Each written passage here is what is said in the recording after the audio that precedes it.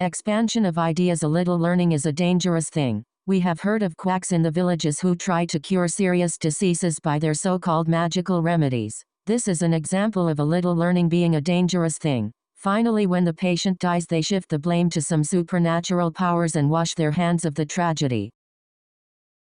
Sometimes children try to imitate dangerous scenes from films, little realizing the harm that they can cause to themselves or others. Likewise, learning yoga from someone who is not an expert in the art could be dangerous. Some people try to repair domestic appliances on their own, thinking they can do the job themselves. Lacking sufficient knowledge, they only spoil the appliance. They would do well to call a technician to do the job.